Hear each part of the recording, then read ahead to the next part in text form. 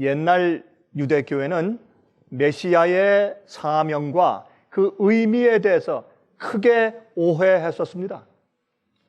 그래서 물론 예수님께서 십자가에 돌아가신 것이죠.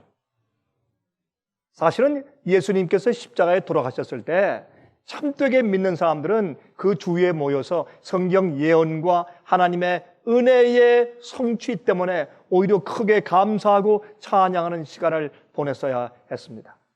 그러나 교회의 잘못된 예언 해석과 잘못된 성소의 개념을 가지고 있던 그런 믿는 자들도 다 십자가 앞에서 도망치고 말았습니다. 그렇죠? 자, 이것은 오늘날 현대 기독교회가 가지고 있는 한 가지 큰 모순에 대해서 우리에게 큰 교훈을 주는 것입니다. 또 한 가지, 예수님께서 십자가에 돌아가시기 전에, 바로 직전에 나귀를 타시고, 사람이 타본 적이 없는 나귀를 타시고, 그것은 스가랴서의 예언이죠. 메시아는 사람이 타지 않은 나귀를 타고서 예루살렘에 입성하실 것이다라는 예언이 있기 때문에 예수님께서 그 나귀를 타시고, 어린 나귀를 타시고 그 예루살렘 성으로 입성하셨습니다. 그때 많은 사람들이 와서 겉옷을 벗어서 그 깔고 호산나 찬송을 부르면서 종려 가지를 흔들면서 환영했습니다. 예수님께서 메시아로서의 입성을 하신 것이죠. 그런데 이제 곧 십자가에 달려 돌아가실 것을 아시면서도 예수님께서 왜 그런 일을 하셨을까요? 그 이유는 이제 모든 사람들의 시선을 그 며칠 동안은 예수님께만 고정시키게 하기 위해서 예수님께서 그렇게 분위기를 만드신 것이었습니다. 예수님이 십자가에 돌아가시자 사람들이 참 이상하다. 우리가 고대했던 메시아가 교회에서 가르치는 방식으로 오지 아니하고 도대체 어떻게 이게 십자가에 돌아가셨을까라고 굉장히 그 마음이 어렵고 또 큰 대실망이 있었을 것입니다. 여러분이시여, 그러므로 이 현대 교회에서 이 문제에 대해서 큰 교훈을 얻어야 하는 것처럼 마찬가지로 복음에서 중요한 부분인 하나님의 심판의 문제에 대해서 오늘날 현대 교회들은 크게 오해하고 있습니다. 그래서 하나님께서 마지막 시대 이 세상에 있는 모든 민족과 백성과 방언들에게 전파해야 할 굉장히 중요한 그 복음, 한 번도 변한 적이 없는 옛날과 오늘도 항상 동일시한 그러한 복음, 그것을 성경에서는 영원한 복음이라고 불렀는데 그 복음대로 사람들이 믿고 경험하지 않기 때문에 많은 사람들이 성경을 오해했기 때문에 그들이 멸망당하게 될 것입니다. 그 복음 속에 들어있는 굉장히 중요한 의미 가운데 하나가 무엇인가? 심판의 과정입니다. 복음은 믿으면 다 그저 무조건 구원이다.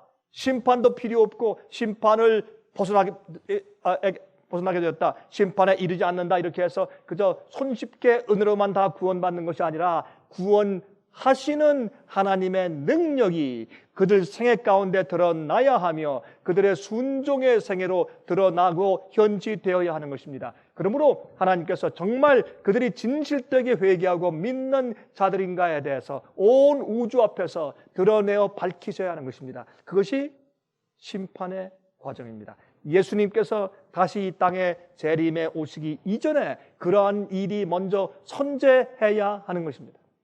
이 세상에서 어떤 범죄 사건이 생기면 그 사건이 생겼지만은 나중에 유죄인지 무죄인지 다 가려내는 심판이 선제해야 나중에 집행심판, 감옥을 가든지 사형을 당하든지 그렇게 언도가 내려지는 것처럼 말입니다. 그러므로 여러분, 예수께서 말씀하기를 이 천국 복음이 모든 민족에게 증거되기 위하여 온 세상에 전파되리니 그제야 끝이 올 것이라고 말씀했습니다. 그러므로 이 복음, 마지막 시대 예수께서 재림하시기 바로 직전에 있어야 할 이 복음의 중요한 부분인 이 심판의 문제에 대해서 오늘날 현대교회는 크게 오해해버리고 말았습니다. 옛날 유대교회가 예수님의 메시아의 예언을 크게 오해한 나머지 예수님께서 오시자 그를 십자가에 데리고 가서 못 박아 죽인 것처럼 오늘날 교회가 이 중요한 부분을 오해하였기 때문에 많은 영혼들이 멸망받기에 이르게 된 것입니다. 그래서 오늘 우리가 다루려고 하는 그런 이슈는 굉장히 중요한 것입니다. 여러분, 의인들의 부활을, 의인들이 구원받아 올라가는 것을 육신적으로 하는 것이 아니라, 실제적인 육신의 부활이 아니라 영이 하늘로 쓱 빠져서 올라간다고 그렇게 이해한, 그렇게 성경을 잘못 오해한 현대 많은 그리스도인들은 큰 낭패에 빠지게 되었습니다. 그래서 죽자마자 다 하늘에 영원히 올라가는데 무슨 심판이 필요합니까? 예수께서 오시기 전에 심판이 필요 없는 것입니다. 그 사람들이 죽을 때 다 끝나버리는 것입니다. 아니, 어떤 의미에서 십자가를 믿을 때 십자가 위에서 다 구속이 끝나버리고 구원이 다 결정짓고 끝나버렸다는 그러한 이해에서 더 이상 성장하지 못하는 것입니다. 자, 먼저 베드로후서 2장 9절을 읽습니다. 베드로후서 2장 9절을 보면 다음과 같이 말씀되어 있습니다. 주께서 경건한 자는 시험에서 건지시고 불의한 자는 형벌 아래 두어 심판 날까지 지키시며. 여러분, 여기에 그 한국말 성경 가운데서 그 악인들을, 불의한 자들을 심판 날까지 지키신다, 잡아두신다, 이렇게 한 말씀 가운데 형벌 아래 두어라고 이렇게 부연해서 붙였는데 이것은 원래 원어에 없는 얘기입니다. 영어 성경에도 없습니다. 그것은 한국말 성경에서 이건 번역이 좀 잘못되어 있습니다. 나중에 중세기에 이러한 영원 불멸 지옥설의 가르침이 이교에서 들어오면서 이러한 문구가 붙여진 것입니다. 영어로 이렇게 되어 있어요. To reserve the unjust unto the day of judgment to be punished. 그들이 앞으로 벌받기 위해서, 멸망당하기 위해서 하나님께서 그들을 붙잡아 두셨다. 어디에? 무덤에, 죽은 상태에서. 그들이 부활해서 하늘로 가는 것도 아니고 또한 그들이 지옥에 가는 것도 아니고 그들은 죽은 상태에서 그대로 머물러 있다가 나중에 언제까지? 심판하여 벌받는 날까지 그렇게 붙잡아 두셨다. 그렇게 성경은 되어 있어요. 그러므로 여기 보면 죽은 다음에 금방 어떤 심판이 이루어지는 것이 아니죠. 그렇죠? 그래서 그들을 심판 날까지 붙들어 두시니까 왜요? 그 전에 먼저 영원한 구원이냐 아니면 멸망이냐 하는 것을 가리는 심판의 기간과 조사하는 일이 미리 선제해야 되니까 그 사람을 위해서가 아니라 사람을 위해서도지만 하나님을 위해서는 더욱더 아니고 원래 온 우주의 피조물들이 그것을 확실히 알아야 한단 말입니다. 하나님의 공의로운 심판에 대해서 그들이 이해해야 하니까 그렇게 하시는 것입니다. 한 사람이 다른 사람을 죽였다고 하십니다. 살인사건이 생겼습니다.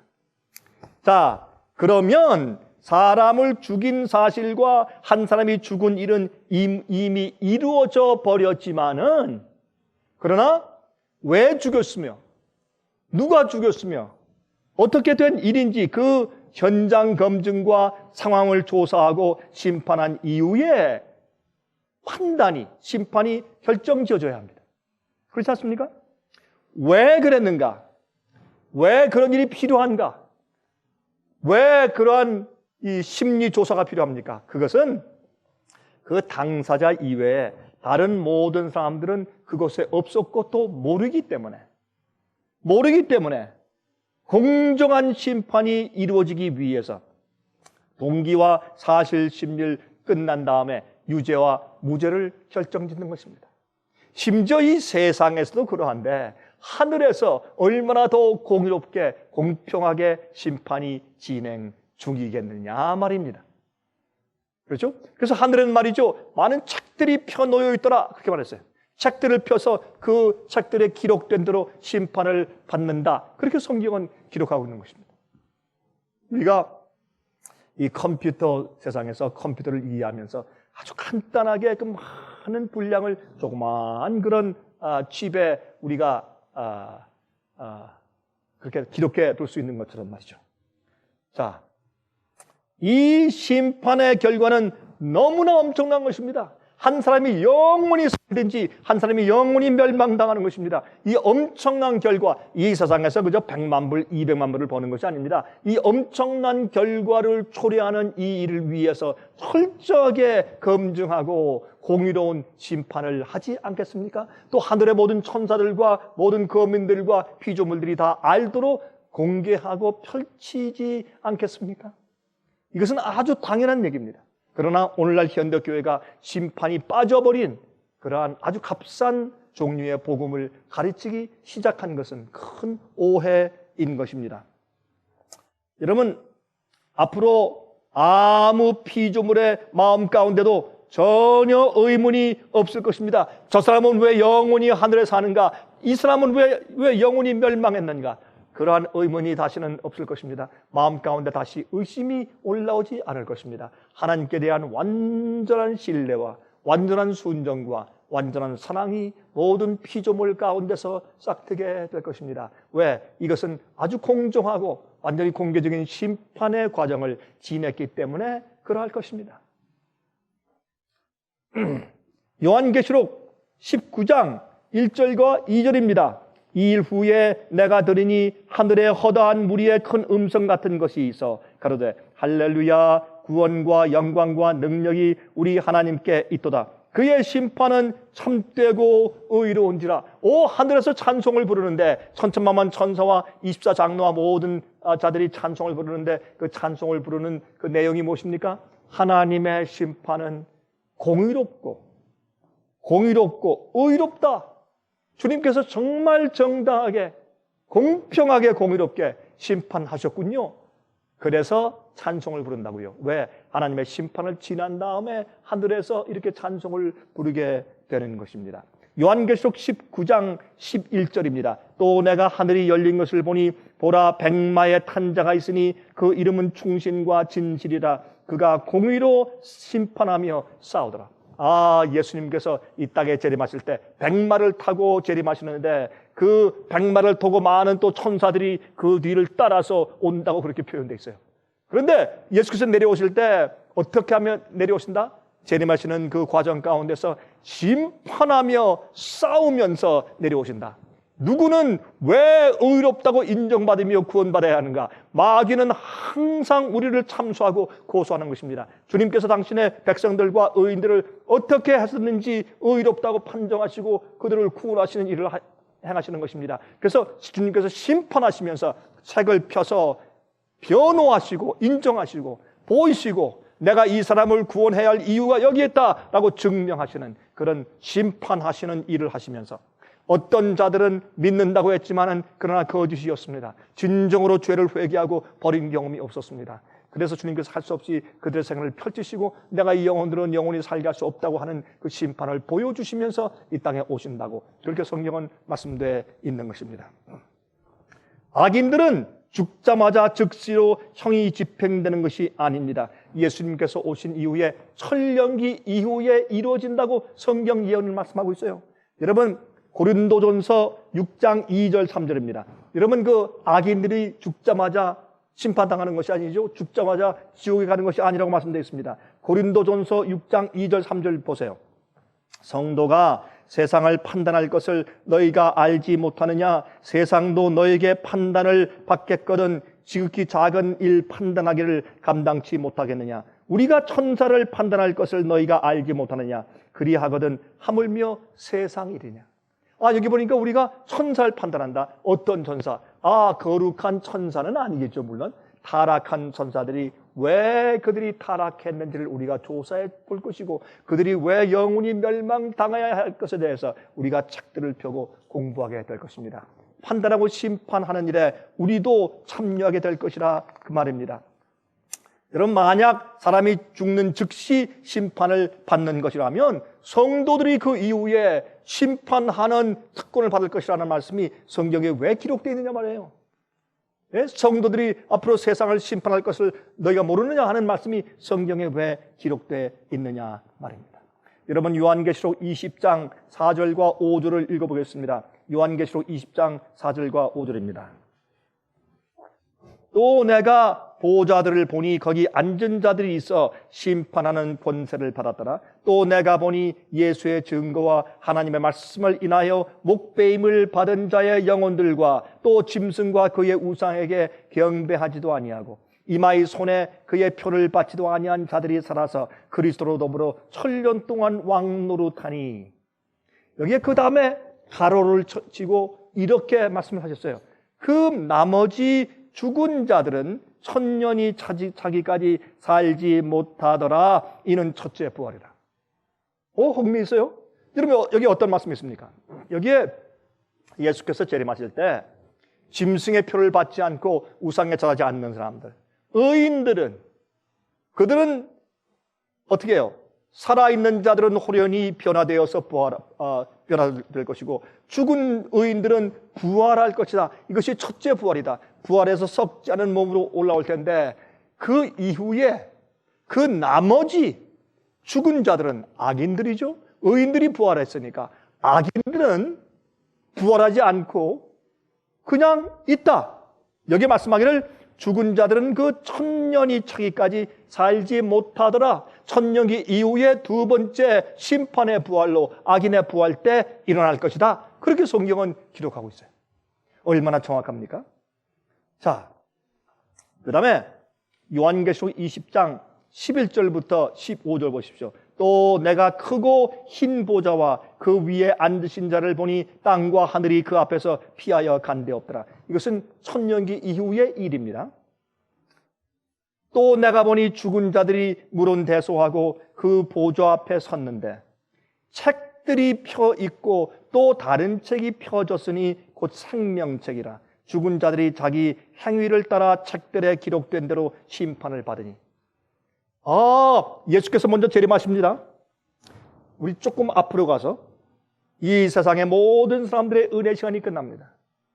더 이상 용서가 없고 더 이상 회개할 기회가 이제 지나갔죠. 은혜 시간이 끝난 다음에 7 재앙이 이 땅 위에 쏟아집니다. 그 7 재앙은 말이죠, 하나님의 마지막 심판이죠. 이것은 더 이상 회개할 수 있는 기회가 끝났다는, 은혜 시간이 끝났다는 표현입니다. 주님께서 사방 바람을 붙잡고 있다가 주의 백성들이 다 인침받고 끝났기 때문에 바람을 놓은 다음에 7 재앙이 이 땅에 떨어지는 것입니다. 그 이후에 예수께서 재림하십니다. 살아있는 의인들은 호련히 변화되어서 승천하고 14만 4천은 죽음을 맛보지 않고 호련히 변화되어서 하늘로 올라가고, 죽은 자들은, 죽은 의인들은 썩지 않은 몸으로 부활하고, 악인들은 예수님의 영광의 불로 타고 죽임을 당하고, 1000년 동안 의인들은 하늘에 올라가서 심판의 권세를 가지며 왕노릇하고, 1000년 동안 악인들은 죽어서 심판의 날까지 기다리고 있고, 아까 우리가 읽은 것처럼 말이죠. 그렇죠? 그렇게 돼 있는 상태에 있는데 천년기가 지나자 하나님의 도성이 내려오면서 거기에 악인들의 부활, 둘째 부활이 생기는데, 그때 죽은 악인들이 그때 일어나는 것입니다. 그때 부활 때 일어날 때는 사람들은 변화되지 않은 몸으로 일어납니다. 병난 그 육체 그대로, 약한 육체 그대로, 구부러진 늙은 육체 그대로 일어나는 것입니다. 그래서 우리 모든 책들에 기록된 대로 심판을 받는데, 그들이 왜 영원히 구원받지 못하고 그들이 멸망당해야 하는지에 대해서 다 펼쳐지고 심판을 받은 다음에 그들이 죽게 된다, 그 말입니다. 그러니 천년 기간 동안 의인들이 왜 그들은 여기 하늘에 오지 못했으며 왜 그들이 영원히 멸망해야 하는지를 천사들과 함께 다 검열하였습니다. 하나님께 옳습니다, 주님의 심판이 의롭습니다 라고 다 인정하였습니다. 그렇기 때문에 천년기 이후에 악인들이 부활한 다음에 멸망하시는 하나님의 행위에 대해서 온 우주는 주님의 심판이 의롭습니다, 옳습니다, 그렇게 하는 것입니다. 의인들과 악인이 함께 존재하면 그것은 불행입니다. 의인들과 악인은 함께 존재할 수 없는 것입니다. 그래서 악인들은 멸망되어야 합니다. 자, 이것이 얼마나 이 성경에 분명히 기록되어 있는지 모릅니다. 여기 계시록 20장 14절 15절은 이렇게 말씀하고 있습니다. 사망과 음부도 불못에 던지우니 이것은 둘째 사망 곧 불못이라. 누구든지 생명책에 기록되지 못한 자는 불못에 던지우더라. 책을 펴서 책대로 다 그들이 이제 심판을 받은 다음에, 그 다음에 사망과 음부도, 무덤도, 이 음부는 무덤을 말하는 것이 있대. 불 속에 던져요. 더 이상 사망도 없어요. 완전히 죄의 모습은 다 태워지는 것입니다. 마귀도 타고, 타락한 천사들, 악령들도 다 타고, 죄인들도 다 타고, 심지어 무덤과 죽음까지도 없어집니다. 그것이 마지막 지옥불인 것입니다. 타서 없애버리는 것입니다. 영원히 지글지글 고통당하는 고문이 아닙니다. 태워 없애시고 정결케 하시는 것입니다. 그래서 이 세상에 이전 것이 다 없어지고 보라 새 것이 되었도다. 이렇게 성경은 선포하고 있다, 그 말입니다. 여러분, 그러면 악인들의 심판에 대해서 우리가 좀 이해했습니다. 오늘은 우리가 이 심판의 의미에 대해서 지금 말씀을 연구하고 있는 중인데, 그러면 자, 의인들의 심판은 언제입니까? 어떻게 하는 것입니까? 의인들에 대한 영원히 살게 되는 것을 판단하는 일은 언제 어떻게 이루어지는 것입니까? 여러분, 요한계시록 22장 12절 보시면 이렇게 말씀되어 있습니다. 보라, 내가 속히 오리니 내가 줄 상이 내게 있어. 각 사람에게 그의 일한 대로 갚아주리라. 주님께서 언제요? 천년기 이후에요? 아닙니다. 예수께서 재림하시고 오실 때, 내가 다시 올 때에 의인들에게는 그들이 행한 대로 내가 갚아줄 것이다. 그들이 자복하고 주님을 순종하며 의롭게 산 그 행위대로 내가 그들에게 영생을 주고 보답할 것이다. 그렇게 말씀했어요. 그러므로 의인들의 마지막 판단은 언제 있어요? 예수님께서 오실 때 있는 것이에요. 의인들은 오신 이후에 천년기 이후에 있는 것이고, 의인들은 예수께서 오실 때 그 보답이 입니다. 그런데 생명책에 그 이름이 기록되지 않은 사람들은 멸망이죠. 그 생명책에 그 이름이 기록된 자들은 의인들이고 영원히 사는 것이죠. 그런데 그러므로 예수께서 오시기 전에 왜 그들이 영원히 구원받아야 하는지에 대해서 먼저 조사하고 심리하고 심판하는 일이 하늘 성소에서 먼저 이루어지는 것입니다. 그것을 성경은 대속죄일이라고 표현하는 것입니다. 성소, 이 성막제도의 대속죄 있지 않습니까? 이 1년의 맨 마지막 끝날 말입니다. 대제사장이 지성소에 들어가서 기도하면서 중보하면서 마지막에 대속죄를 지날 때, 그것은 마지막에 의인들, 영원히 살 자들, 죄에서 완전히 정결케 될 자들, 그런 자들을 심판하고 인을 치는 그 장면을 대표하는 것입니다. 상징하는 것입니다. 그것을 오해한 현대 기독교회가 큰 문제입니다. 잘못된 큰 중요한 이슈가 빠져버린 타협된 복음을 세상에 전파하기 시작했단 말입니다. 그것 때문에 잘못 믿고서 잘못 오해한 다음에 멸망받을 자들이 얼마나 많은지 모르겠습니다. 그러나 진리를 사모하고 간절한 마음으로 찾는 자들은 결국은 진리를 발견하게 되고 어떤 것이 성령의 음성인지 그들이 깨닫게 될 것입니다. 그러나 진리를 사랑치 않는 자들은, 진리를 열심히 연구하지 않는 자들은 그저 위에서 들려오는, 목사가 들려주는, 교회에서 말하는 그저 그런 대로 그냥 쉽게 믿어가다가 그들이 갑자기 놀라게 될 것이라, 그 말입니다. 여기 에스겔 9장 3절부터 6절입니다. 그룹에 머물러 있던 이스라엘 하나님의 영광이 올라 성전 문지방에 이르더니 여호와께서 그 가는 베옷을 입고 서기관의 먹그릇을 찬 사람을 불러 이르시되, 너는 예루살렘 성읍 중에 순행하여 그 가운데서 행하는 모든 가증한 일로 인하여 한식하며 우는 자의 이마에 표하라 하시고, 교회 안에 있는 가증한 일과 죄와 타락에 대해서 슬픈 마음을 가지고 탄식하며 우는 자들의 이마에 표하라. 왜? 그들은 죄에 포함된 사람들이 아니기 때문에 슬피 우는 것이죠. 나의 듣는데 또 남은 자에게 이르시되 너희는 그 뒤를 쫓아 성읍 중에 순행하며 아껴보지도 말며 긍휼을 베풀지도 말고 쳐서 늙은 자와 젊은 자와 처녀와 어린아이와 부녀를 다 죽이되 이마에 표 있는 자에게는 가까이 말라. 내 성소에서 시작할지니라 하시매 그들이 성전 앞에 있는 늙은 자들부터 시작하더라. 하나님께서 심판하시는데 어디에서 심판을 먼저 시작해요? 하나님의 집 성소, 성막 안에서 시작해요. 늙은 자는 누굽니까? 제사장들입니다. 다시 말해서 목사들부터 먼저 진리를 알고 빛 가운데 산다는 자들부터 지도자들부터 책임이 있잖아요. 가르친 자들부터 하나님께서 그들부터 심판을 시작해요. 어디에서 먼저? 밖에 있는 믿지 않는 자들이 아닙니다. 믿는 자들, 교회 안에 있는 성소에서부터, 그것도 목사부터 시작해서 심판이 시작된다고 성경은 말합니다. 그 가운데서 정말 타락에 대해서, 죄에 대해서 슬피 울며 탄식하는 자들의 이마에 표를 하라, 그렇게 말씀한 것을 여기에 볼 수가 있습니다. 요한계시록 7장 1절부터 3절입니다. 이 일 후에 내가 내 천사가 땅 내 모퉁이에 선 것을 보니 땅의 사방에 바람을 붙잡아 바람으로 하여금 땅에나 바다에나 각종 나무에 불지 못하게 하더라.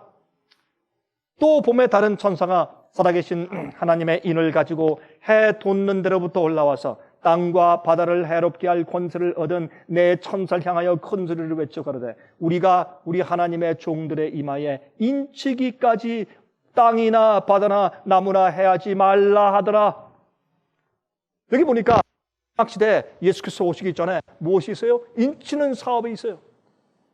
어떤 일정 기간이 있습니다. 그 기간 동안에 무슨 일이 있어요? 하나님의 백성들의 이마에 인치는 일이 있어요. 그것은 과정이에요. 준비된 자들에게, 의로운 자들에게 주님께서 인정하는 인치는 사업이 있어요. 왜요? 그들에 대한 상해에 대한 모든 책들이 펴지고 거기에 대해서 지금 심판을 받고 온 하늘이 판단한 다음에 그 다음에 인정했기 때문에 인치고 생명책의 이름이 기록되어 있으니까 예수께서 오시기 전에 의인들에 대한 그 생활을 살펴보는 심판이 하늘에서 지금 이루어지고 있는 것입니다. 악인들의 심판은요, 예수께서 오신 다음에 그들이 왜 하늘에 오지 못했는지를 천년기 동안에 의인들이, 성도가 올라가서 하늘에서 살펴보는 심판이 이루어진다고 그렇게 말씀드리는 것입니다. 이렇게 하는 것은 하나님의 판단이 공의롭고 옳다고 하는 것을 이 온 우주 앞에 증명해 보이는 것입니다. 당신 자신이 그때 가서 누군 구원하시고 누구는 멸망당할지를 결정하시는 것이 아닙니다. 이 지구에서도 말이죠. 그런 조사 심리와 심판의 과정이 필요한데 하늘에서는 오죽도 그러하겠느냐 말입니다. 요한복음 5장 22절과 27절입니다. 아버지께서 아무도 심판하지 아니하시고 심판을 다 아들에게 맡기셨으니 그랬어요. 심판을 아들에게 다 맡기셨다. 또 인자됨을 인하여 심판하는 권세를 주느니라 그랬습니다. 예수님께 아버지께서 심판하는 모든 권세를 주셨다. 그런데 왜 아들에게 주셨을까요? 예수님께서 인간이 되어서 오셔서 우리의 모든 것을 체험적으로 아시고 체휼하시고 우리를 깊이 동정하시고 우리 입장을 아시는 분이기 때문에 모든 일에 한결같이 우리와 함께 시험을 받은 자로되 죄를 지은 경험이 없으시기 때문에 주님께서 우리 인간을 심판하시는 분이 되신 것입니다. 인간을 너무 잘 아시기 때문에, 인간이 되셨기 때문에. 자, 사도행전 17장 31절이죠. 이는 정하신 사람으로 하여금 천하를 공의로 심판할 날을 작정하시고 이에 저를 죽은 자 가운데서 다시 살리신 것으로 모든 사람에게 믿을 만한 증거를 주셨음이니라 하니라. 하늘에서는 말이죠, 천하를 공의로 심판할 시간을 정해두고 계세요. 그 시간 동안에 이 세상을 심판하시고 조사하시는 것이에요. 누구는 의롭다, 왜 그들이 영원히 살아야 하는가? 그걸 펼쳐 보여야 되지 않겠습니까? 누구는 구원할 수 없다. 펼쳐서 보이시고 증명해 주셔야 되는 것이 아닙니까? 그것은 그저 은메달, 금메달 따는 것이 아니지 않습니까? 영원히 살고 멸망하는 엄청난 것을 가리는 것이기 때문에 그렇게 쉽게 하는 것이 아니죠. 모든 자들이 자타가 다 공의하는 그런 심판의 과정이 필요하게 되는 것이죠. 여러분, 요한계시록 11장 16절부터 18절입니다. 하나님 앞에 자기 보좌에 앉은 24 장로들이 엎드려 얼굴을 대고 하나님께 경배하여 가로되 감사하옵나니 옛적에도 계셨고 시방도 계신 주 하나님 곧 전능하신 이여 친히 큰 권능을 잡으시고 왕노릇 하시도다. 이방들이 분노하며 주의 진노가 임하여 죽은 자를 심판하시며 죽은 자도 심판해요. 어떻게? 죽은 자들을 부활시켜 심판해요? 아니에요. 죽은 자를 심판하는 것은 그들이 잠자고 죽어 있는 상태에 있지만은 그들의 상해가 모든 책에 기록되어 있어요. 하늘 컴퓨터에 기록되어 있어요. 그것으로 사실 심리라는 것입니다. 하나님께서 이들을 왜 구원하셔야 하는지를 주님께서 어떻게 해요? 펼쳐 보이시는 겁니다. 이들은 왜 구원할 수 없는지를 주님께서 증명해 보이시는 겁니다. 그래야 하지 않겠습니까? 그래야 주님의 심판이 없다는 것이 온 우주 앞에 증명되는 것이 아니겠습니까? 그래야 모든 자들의 마음 가운데 더 이상 하나님께 대한 의문이 없이 영원히 감사와 찬송을 돌릴 수 있지 않겠느냐 말입니다. 얼마나 합당한 이야기입니까? 오늘날 현대교회는 이 복음에 대해서 크게 오해하였습니다. 그래서 타협된, 잘못된 오류의 복음들이 그렇게 많이 전파되어 있다 그 말입니다. 그래서 우리는 심판받을 자처럼 우리가 의롭게 살고 거룩하게 살아야 합니다. 심판받을 자처럼 살아야 합니다. 우리 힘으로 불가능합니다. 그래서 우리가 매일 성령의 은혜와 도우심을 받아야 하는 것입니다. 때를 따라 돕는 은혜를 얻기 위해서 매일매일 은혜의 보좌 앞에 우리가 나가야 된다고 말씀을 했습니다. 우린 성령의 도움이 필요합니다. 이방들이 분노하며 주의 진노가 임하여 죽은 자를 심판하시며 종 선지자들의 성도들과 또 물론 대소하고 주의 이름을 경외하는 자들에게 상 주시며 주의 이름을 경외하고 두려워하며 의롭게 산 자들에게 상을 주시며 땅을 망하게 하는 자들을 멸망시킬 때로소이다. 이렇게 보니까 주님께서 오시기 전에 어떤 일이 있습니까? 마지막 부분에 심판하는 과정이 있어요. 의인들과 악인들에 대한 분명한 조사, 심리, 심판이 있는 것을 여기 성경은 언급하고 있다 그 말입니다.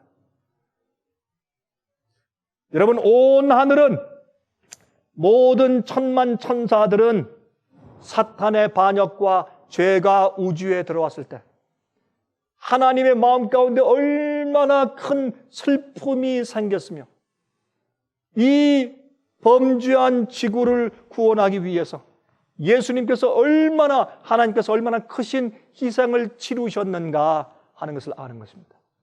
천사들은 그들의 친구들 가운데 3분의 1이 악한 영이 되어서 반역하여서 떠나간 것을 보았습니다. 루스벨 천사장이 그가 타락하여 악한 사탄 마귀가 된 것을 보았습니다. 그것 때문에 하나님의 마음 가운데 얼마나 큰 슬픔과 고통이 생겼는지 그들이 보았습니다. 이런 자들이 있는데 쉽게 아무나 무조건 구원하고 누군 그저 무조건 멸망시키고 이렇게 할 수 있겠습니까? 하나님만 알고 발표할 수 있겠습니까? 아닙니다. 다 알아야 합니다. 모든 피조물과 우주가 알아야 합니다. 이것은 너무나 큰 엄청난 그런 고통과 슬픔의 그런 일이기 때문에 그러한 것입니다. 그러므로 사람들은 말이죠,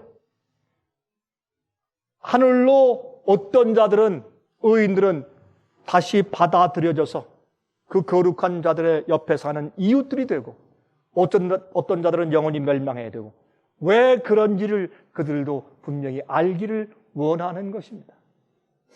앞으로 이런 죄와 반역이 다시 일어나지 않을 것인가?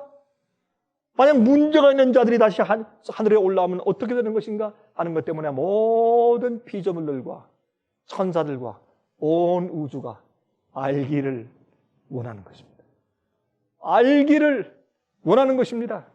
그래서 주님께서 모든 책을 펴서 각 개인 하나하나를 다 검증하여서 심판하게 하시는 것입니다. 그래서 의인들의 심판이 예수께서 오셔서 상급을 주시기 이전에 하늘에서 기록책을 통해서 이루어져야 하는 것입니다. 여러분, 성소 제도에서 매년 마지막 날 대속죄일이 있는데 그날은 인치는 날이요 심판하는 날이었습니다. 인치는 날이요 심판하는 날이었습니다. 여러분, 레위기 16장 29절부터 30절입니다. 너희는 영원히 이 규례를 지킬지니라. 7월 곧 그달 10일에 너희는 스스로 괴롭게 하고 아무 일도 하지 말되 본토이든지 너희 중에 우고하는 객이든지 그리하라. 이 날에 너희를 위하여 속죄하라. 너희로 정결케 하리니 너희 모든 죄에서 너희가 여호와 앞에 정결하리라. 여러분, 어떤 의미에서 우리의 죄의 기록 때문에 하늘 성소가 더럽혀졌습니다. 정결케 함이 필요합니다. 여러분, 그 상징이 무엇입니까? 옛날엔 말이죠, 죄인들이 양을 끌고 가서 양의 머리 위에 손을 얹고 그들의 죄를 다 고백했습니다. 그러면 그 죄가 죄인에게서 양에게 우리 죄가 예수님께 전가된 것을 상징하죠. 그 양을 죽여서 피를 받습니다.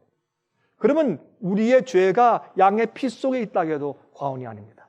그러면 그 피를 가지고 성소에 들어가서 휘장 앞에 바닥에 뿌렸습니다. 그러면 이 상징적으로 우리의 죄가 성소에 올라가서, 하늘 성소에 올라가서 기록책에 기록되기 때문에 그 거룩하고 깨끗한 하늘에 우리 죄의 기록들 때문에 더럽혀진 것입니다. 그것을 정결케 하는 작업이 필요합니다. 그것은 왜 그렇습니까? 그것은 어떻게 이루어집니까?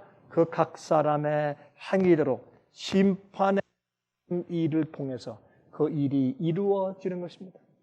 그때 그들이 의인으로 판단되면 그의 모든 기록을 다 말끔히 지워버리는 것입니다.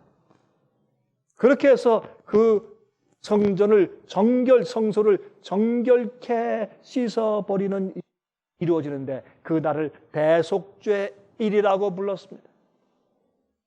그날은 인침받는 날이요, 그날은 심판의 날이었습니다. 그렇게 여기 성경은 대속죄일에 대해서 설명해 주고 있었습니다. 여러분, 다니엘 7장 9절, 10절, 13절, 14절을 읽으면 이런 기록이 있어요. 내가 보았는데 왕좌가 놓이고 옛적부터 항상 계시니가 좌정하셨는데 그 옷은 희기가 눈 같고 그 머리털은 깨끗한 양의 털 같고 그 보좌는 불꽃이요 그 바퀴는 붙는 불이며 불이 강처럼 흘러 그 앞에서 나오매 그에게 수종하는 자는 천천히요 그 앞에 시위한 자는 만만이며 심판을 베푸는데 책들이 펴 놓였다. 이미 구약시대 다니엘이 계시 가운데 보니까 하나님께서 심판의 보좌를 펼치시는 좌정하시는데 보좌를 설치하시는데 그 앞에 책들이 많이 놓여 있고 천천만만 천사가 옹이하고 있어요. 심판의 광경입니다. 예? 책을 펴는 것입니다. 13절 14절 내가 또 밤 이상 중에 보았는데 인자 같은 이가 예수님께서 하늘 구름을 타고 와서 옛적부터 항상 계신 자에게 나와 그 앞에 인도되매 예수님께서 하나님 아버지 앞에 인도되어 갔습니다. 그런데 14절 그에게 권세와 영광과 나라를 주고 모든 백성과 나라들과 각 방언하는 자로 그를 섬기게 하였으니 그 권세는 영원한 권세라 옮기지 아니할 것이요 그 나라는 패하지 아니할 것이로다. 예수님께서 드디어 하나님 아버지 앞에서 책들을 다 펴고 다 판단한 일을 하신 다음에 이 세상 나라가 예수님의 나라로 다 환원되고 다시 예수님께서 이 나라의 권세를 우리 의인들, 인간들에게 주신다 그랬습니다. 옛날 아담과 해와가 이 지구의 만물의 영장이었던 의인들에게 다시 이 지구의 고난을 되돌려 주시는 것입니다. 마귀에게서 뺏어서 다시 되돌려 주는 것입니다.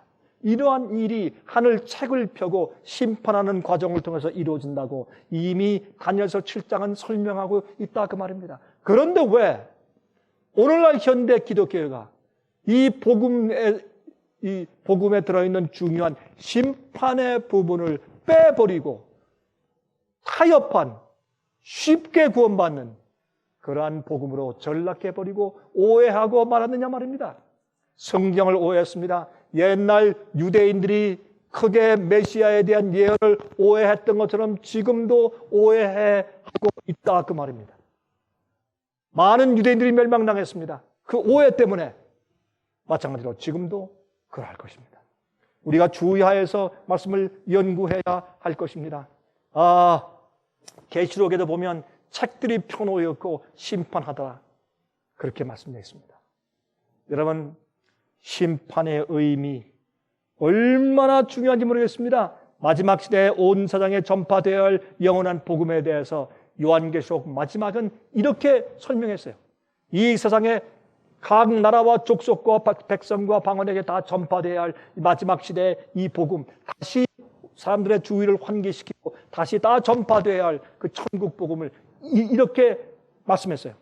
요한계시록 14장 6절과 7절입니다. 또 보니 다른 천사가 공중에 날아가는데 땅에 거하는 자들 곧 여러 나라와 족속과 백성과 방언에게 전할 영원한 복음을 가졌더라. 그가 큰 음성으로 가로되 하나님을 두려워하며 그에게 영광을 돌리라. 이는 그의 심판하실 시간이 이르렀으니 하늘과 땅과 바다와 물들의 근원을 만드신 이를 경배하라 하더라. 무슨 말입니까? 창조를 경배하라. 창조주 계명을 지키란 말입니다. 창조를 경배하란 말입니다. 여러분 보시죠.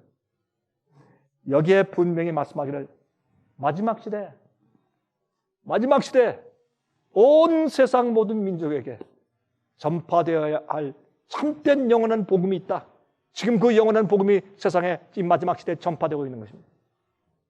그런데 그 복음을 설명하는 과정에서 하나님을 두려워하며 그의 계명을 지키고 말씀을 순종하면서 죄에서 떠나라. 그것이 하나님을 두려워하는 경험입니다. 그에게 영광을 돌리라. 그래서 잃어버린 하나님의 형상을, 주님의 성품을 우리 마음 가운데 회복시키라. 하나님을 경외하라. 하나님께 영광을 돌리라. 이는 심판하실 시간이 이르렀습니다. 그러므로 복음에는 무엇이 들어가야 합니까? 예수의 이름을 믿으라, 십자가 믿으라, 보혈을 믿으라, 구원이라. 그게 아니라 믿는 자들이 정말로 죄에서 떠났는지, 그들이 주의 말씀과 계명을 지키는 생활을 하는지, 주님을 두려워하는지, 그리고 주님의 성품을 그의 속에 회복했는지, 의로운지, 거룩해 졌는지를 어떻게 조사해야 합니다. 왜요? 심판할 시간이 이르렀으니까. 조심해라. 창조주 하나님을 경배하라. 우리를 창조하신 하나님을 올바로 경배하라. 창조주의 뜻대로 살고 창조주의 구속의 능력을 경험하라.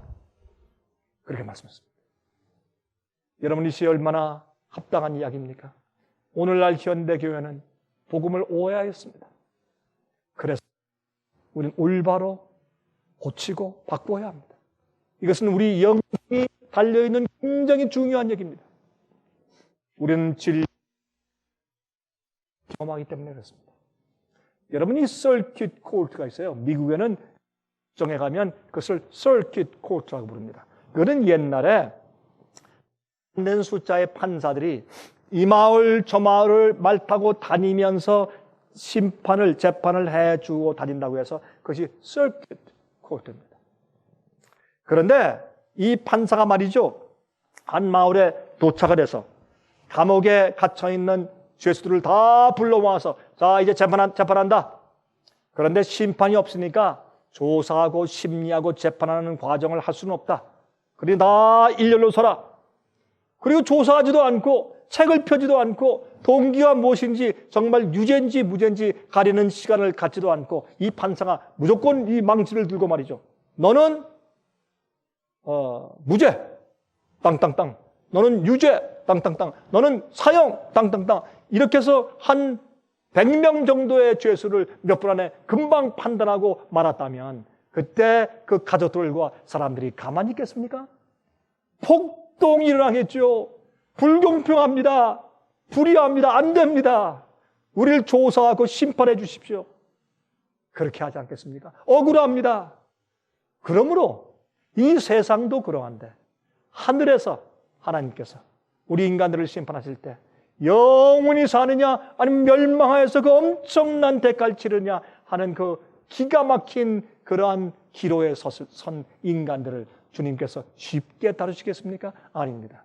하나님 자신을 위해서가 아니라 온 우주가 이해하게 하기 위해서, 인간들이 이해하고 천사들이 다 보고 이해하게 하기 위해서 주님께서 다 책들을 펼치시고 심판하시는 일을 행하시는 것입니다. 이 속에 무슨 중요한 교훈이 들어있습니까? 믿는 자들은 하나님의 뜻대로 살아야 합니다. 의롭게 살아야 합니다. 회개한 자들은 죄의 습관과 죄의 우상을 버려야 합니다. 그들이 의로운 생활을 살며 거룩해져야 합니다. 그것이 구원받고 용서받고 의롭게 된 열매이기 때문에 그렇습니다. 그러한 자들을 주께서 구원하시는 것입니다. 이 심판의 개념을 빼버린 현대 많은 교회들의 가르침인 타협된 복음은 잘못된 것입니다. 그러므로 여러분께서 성경대로 믿고 성경의 참된 복음대로 믿다가 주님의 의로운 구속의 능력을 경험하고 영원히 살기를 간절하게 바랍니다. 기도하겠습니다. 자비하 하늘에 계신 우리 아버지시여, 주님의 은혜를 감사합니다. 오늘도 저희로 하여금 주의 말씀을 펴서 깨끗하고 분명한 가르침을 주시니 감사합니다. 오늘날 많은 교회에서 성경 말씀을 오해하였습니다. 구원하는 주께서 주신 복음을 오해하였습니다. 그러나 우린 말씀대로 믿게 하시고 우리 힘으로 할 수 없사오니 주님께 간구하고 은혜 보좌 앞에 나아가서 부부가오니 약속하신 성령을 저희 마음에 부어주시고 우리 속에서 소원을 두고 행하게 하시며 저희의 구원을 이루어 주시옵소서. 저희를 경건하고 의롭게 만들어 주시고 거룩한 자로 변화시켜 주시옵소서. 주님께서 우리 이름을 부르시고 하늘에서 책을 펴실 때 우리가 의롭게 판정받을 수 있도록 저희를 도와 주시옵소서. 예수 그리스도의 거룩하신 이름을 의지하여 간절하게 기도합니다.